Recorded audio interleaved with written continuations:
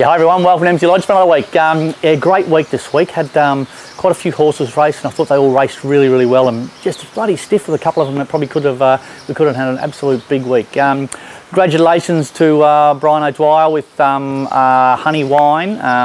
Brian's come into the stables and he's bought a shares in quite a few horses, and he's gone and bought a couple of tried horses for himself, and he's looks like he's got himself a pretty nice horse in Honeywine. Probably a bit of trainer error. I might have made a mistake in trying to get this horse over a bit too much ground. I tried him over 2200 at Hamilton, and the horse just didn't stay the start before last. So we brought him back to the mile, actually drew a barrier. He's 2 or 3 starts before that he drew the outside gate and had no luck. He actually drew a gate barrier and got a gun ride from Ben Thompson and won duly. Interesting horse. He got there pretty easy and didn't really know how to win. He's had a dozen starts or so, and he's only won the one race. But yeah, he's only got improvement in that horse, so he's pretty exciting to have around the place. I'm not sure where I'll take him. I've got him in on Caulfield Cup day, and I've also got him in the Benalla Cup, so he might go to either one of them. But I just have to reassess a little bit that horse, what distance I run him over. But I think he's definitely a better horse chasing than he is sort of travelling and then hitting the front early. A couple of other horses I thought raced really well.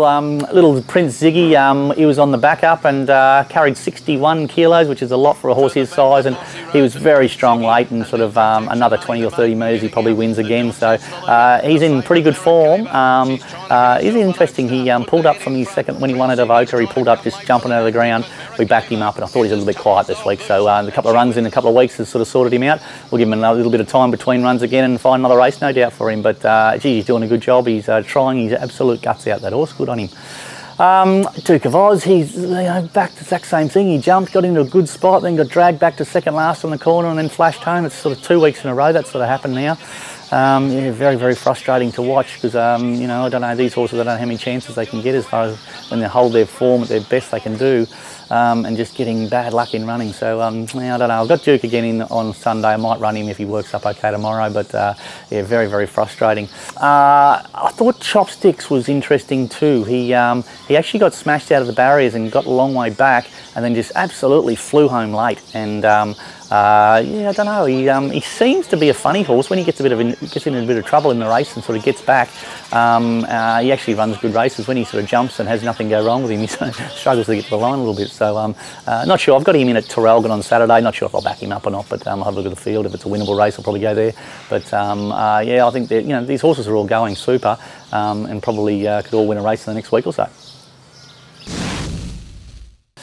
Okay, now runners this week. What about Phil the Flute? It's bloody frustrating. She's run 3 in a row. It seems to be going okay. And I galloped her through the week, and I thought her work was okay. I didn't think it was fantastic. I thought it was okay. And then she's gone and drawn barrier 17 in Adelaide. So we're going to keep her at home. We're not going to take her down to Adelaide. Just I got a little bit of a query whether she's trained off or not. And then once she drew barrier 17, it probably made up our mind a little bit. So she won't run in Adelaide Saturday. I might give her a couple of, just maybe give her 10 days off or something in the stables here, and then set her for another race sort of early December. But horse is fit and healthy and well. Just might have been in work a little bit long, and drawing 17 doesn't help you. Okay, Saturday, Traralgon. I've got Chopsticks in there. I'm not sure if I'll take him there or not, but it's certainly he'll be right around about the mark and probably start nearly favourite in that race if he goes.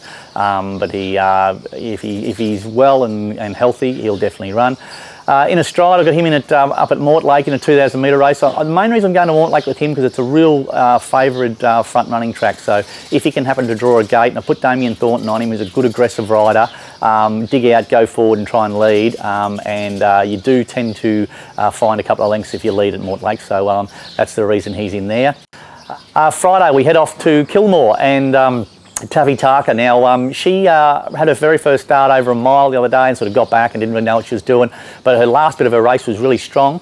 Goes to a 1900 metre race this week. Now, it doesn't look overly strong. She can, for a horse having her second start in a race over 1900, I tell you, I reckon she can nearly run a place in this race. She seems to have improved a little bit on the training track. The race doesn't look strong. Up to the 1900 should suit us. So I would have thought she's probably going to take 3 or 4 runs to sort of hit the mark. But this race has sort of fallen in her lap a little bit, and she certainly has a chance of running a place there on Friday at Kilmore. Okay, now Sunday, Mornington. Now, Mutanaaseq's only had the 4 stars for 2 seconds. He seems to be going good. He's been a bit stiff. He's running the 2 horses that look like they're going to be right in the bedding for the Oaks. So he's probably might be a little bit stiff there to run into those horses up the bush. He couldn't be any brighter, the horse, and I want to just give him a crack over 2400 before I put him out. So he'll probably go to Mornington on Sunday, just in a little 2400 metre maiden, and see how he copes with that. I've also got Duke of Oz in there. Now, whether he backs up there or not, he's already backed up 2 weeks in a row and gone really well. So whether he goes there 3 weeks in a row, I'm not really sure. But we've got both Duke of Oz and Mutanaaseq in at Mornington on Sunday. Yeah, Wednesday, Caulfield Cup day. I've got Macrobius in. I took him down to Adelaide on Saturday, and things just didn't fall his way at all. He just didn't get, the race just didn't work out at all for him. He ended up getting shuffled back, and which is a disaster, actually, to tell you the truth. But I've got him in on Caulfield Cup day in an 1850. I'll just have a look at that field, and I'll probably accept with him and see what gate he draws. If he draws a good gate, we might go there. If not, he'll probably just, I don't mind giving that horse a couple of weeks between runs, but I might even blinker him up and drop him back to 1800 and see how we go there.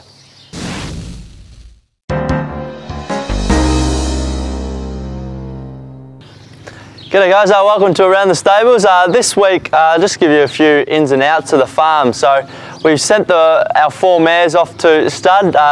Calbata went to Smart Missile, Midnight Charge went to Starcraft, Bjorn Pretty went to Ballaspree, and They Call Me Bolt went to Rinning Rupert. So they've all come back with positive scans, and they should all come back to the farm within the next couple of weeks, so that's pretty exciting. So GG Girl, she'll also go up to All Too Hard up at Vinery.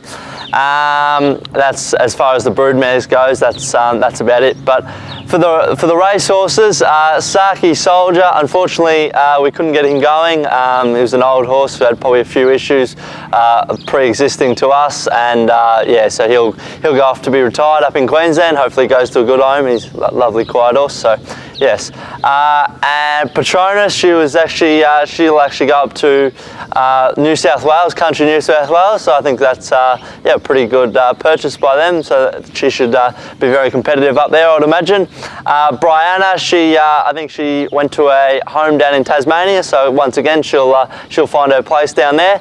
Another horse who was mentioned on the video a couple of weeks ago, Bad Liar. She's come back into work, so that's pretty exciting. Got a few horses trialling at Geelong tomorrow, including Crafty Lion. He's yeah, staying horse resuming, so he ran a few placings as a maidener, so hopefully he can win a few races this prep. Our Reduced Choice filly, she'll go off the Maddie Williamses down at Warrnambool to be more educated, as well as our Star Spangled Banner filly to be broken in. We had 2 purchases from New Zealand. They've just arrived back on the plane. A Furlux yearling who I love. He's a little grey fella. He's definitely a standout. And another filly, a Tavistock filly, who yeah, Mum purchased from New Zealand, who's a 2-year-old. So yeah, that's probably the ins and outs of the farm over the last couple of weeks. Just good to keep you guys updated on what's happening here at the farm.